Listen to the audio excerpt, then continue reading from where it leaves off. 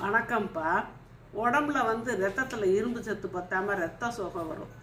அவங்கெல்லாம் பல நம்ம இந்த பேரிச்சம்பழம் சாப்பிட்லாம், பீட்ரூட் சாப்பிட்லாம், செவரொட்டி சாப்பிட்லாம், முருங்கைக்கீரை சாப்பிட்லாம் அப்படின்னு நான் சொல்லியிருக்கேன். இப்போ காய்கறி வகைகள் இப்படி விட்டாலும் தானியங்கள் உள்ளேயும் இருக்குது. நம்மளுக்கு அபரிமிதமான சிறுதானியங்கள் இருக்குது. சிறுதானியத்துலேயும் கம்பு ஒரு நல்ல உணவு. கம்பையும் நீங்கள் ரத்தம் உங்களுக்கு கம்மியாக இருக்குது, ஹீமோகுளோபின் கம்மியாக இருக்குது, ரத்த சோகை இருக்குது அப்படின்னா நீங்கள் கம்பை கம்மஞ்சோறாக்கிட்டீங்களாம், கம்பு ரொட்டி செஞ்சு சாப்பிட்லாம்.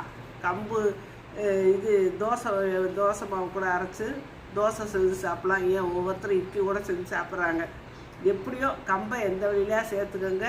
மற்ற உணவுகளோட இந்த கம்பும் சேர்க்கும்போது சூப்பராக உங்களுக்கு ரத்த விருத்தி கிடைக்கும். ரத்த சோகங்கிறது சரியாயிடும். ஒரு 2-3 மாதம் நீங்கள் தொடர்ந்து எடுத்துக்கோங்க, சரியாக போகும்.